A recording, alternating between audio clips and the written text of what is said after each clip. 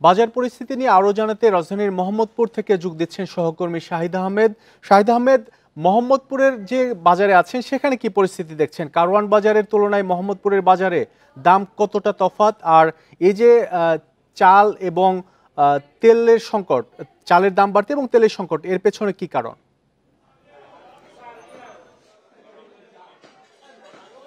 কারণ সে আগের মতো একই কারণ বলছে, এক পক্ষ আরেক পক্ষকে দোষারোপ করছে। মাহমুদ শরীফ সকালে যখন আপনার সাথে কথা হয়েছিল রাজধানী কারণ বাজারে, এখন আছে মোহাম্মদপুর টাউন হল মার্কেটে চালের বাজার। আমি যদি আপনার কথার সাথে যদি চালের বাজারের ছবিটা দেখাই তাহলে দর্শকদের জন্য একটু বুঝতে সুবিধা হবে।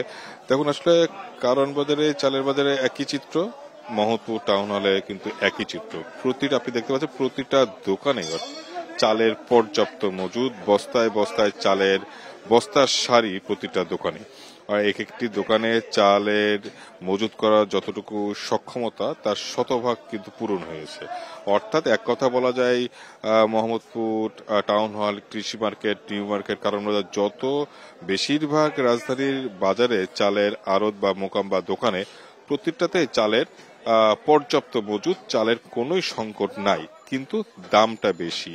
এইখানেই কিন্তু ভোক্তা সাধারণের বিপদ দিয়ে পড়তে হচ্ছে এবং সরকারি তরফ থেকে নানা আশ্বাস, নানা উদ্যোগ, তারপরেও কিন্তু কার্যকরী ভাবে কোনো কিছু হচ্ছে না। ভোক্তাদের সে বাড়তি টাকা দিয়েই কিনতে হচ্ছে। আমি যদি দামের বিষয়টা বলে হয়, এইখানে কারণ বেশিরভাগ বড় বাজারগুলোতেই একটু ভালো মানের চাল, অর্থাৎ মিনিকেট জাতের চাল, নাজির শাইল, সরু চালগুলো 80 টাকার নিচে কেনা যাচ্ছে না, এবং মোটা চাল সবচেয়ে কম দামে যদি চাল আপনি নিতে চান সেক্ষেত্রে গুটি স্বর্ণা, সেটা কিন্তু 56, 57, 58 টাকা কেজি দরে, যেটা কিন্তু গত মাসে আমরা দেখেছিলাম 52, 53 টাকা কেজি দরে বিক্রি হচ্ছে। সরকারি হিসেবেই বলছে এক মাসে চালের দাম বেড়েছে প্রায় 7% পর্যন্ত। এর পাশাপাশি যদি অন্যান্য বিষয় বলা হয় সেক্ষেত্রে এই টাউন হলে কিন্তু কারণ বাজার তুলনায় বাজার ভেদে একটু পার্থক্য রয়েছে। এখানেও কিন্তু বেশিরভাগ সবজি কেনা যাচ্ছে গড়ে 50 টাকার মধ্যে, অর্থাৎ শিম, মূলা, টমেটো, আলু সবগুলো কিন্তু 40, 50, 30 এইরকম দামে কেনা যাচ্ছে। অর্থাৎ বলা যায় যে সবজির সরবরাহ ভালো, এই জন্য স্বস্তিও রয়েছে। মুরগির দামও কমেছে এবং মুরগির ডিম, অর্থাৎ লাল ফার্মের ডিমও কিন্তু 130-35 টাকা ডজনে কেনা যাচ্ছে। আর তেলের সংকটটা এখনো রয়েছে। নতুন ভাবে দাম বৃদ্ধির যে পায়তারা করছে কর্পোরেট গ্রুপগুলো, এমনটা অভিযোগ করছেন এখানকার যারা তেল ব্যবসায়ী তারা।